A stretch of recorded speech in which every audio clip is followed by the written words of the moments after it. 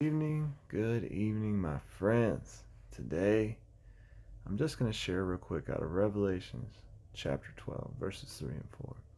And hopefully, I can get back on track here with sharing and maybe even backtrack on some of the other stuff I was reading in Revelation. But today, I just want to share what I was looking at in Revelations chapter 12, verse 3.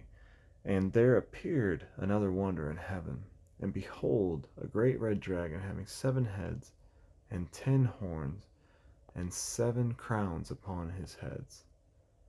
And his tail drew the third part of the stars of heaven, and did cast them to the earth. And the dragon stood before the woman which was ready to be delivered for to devour her child as soon as it was born.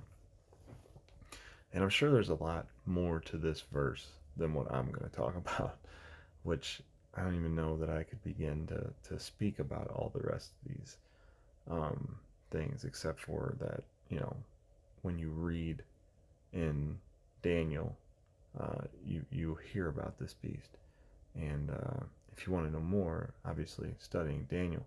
But I want to focus on verse 4, where it talks about, and his tail drew the third part of the stars of heaven, and did cast them to the earth.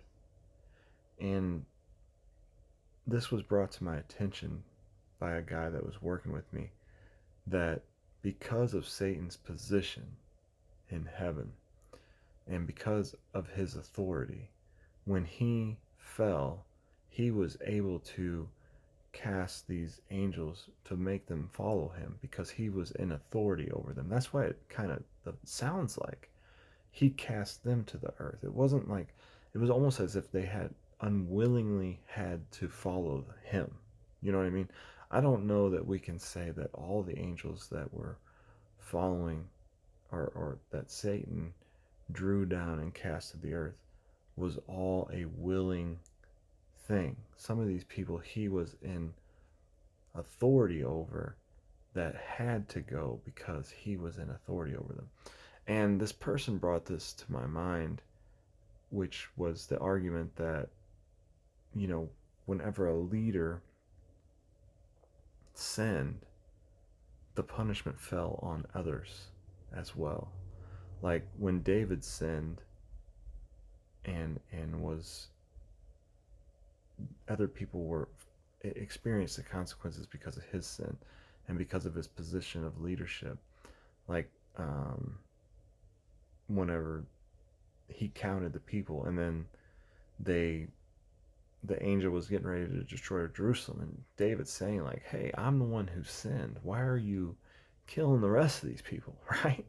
And then there's also Achan.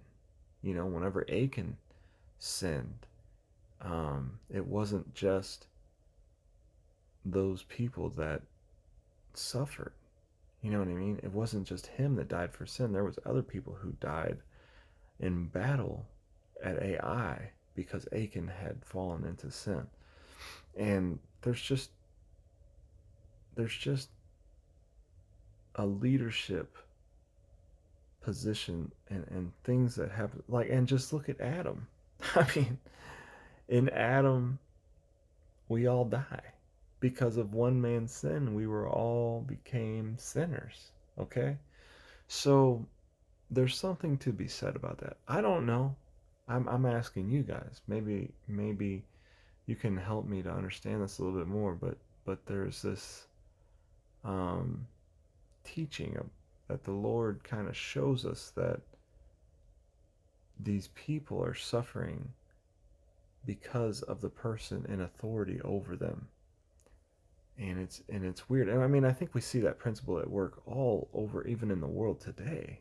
I mean, and even in a family structure, just look at how messed up a family can be just because of one father, you know.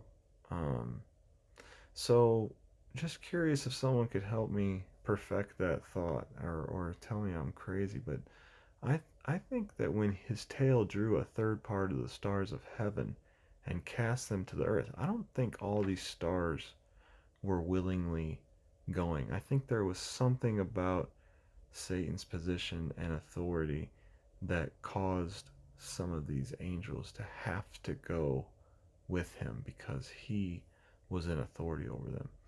But let me know what you think. Am I crazy? Or was my friend crazy who made me think that? And I started to see that there might be some truth to that. Have a good night. Bye bye.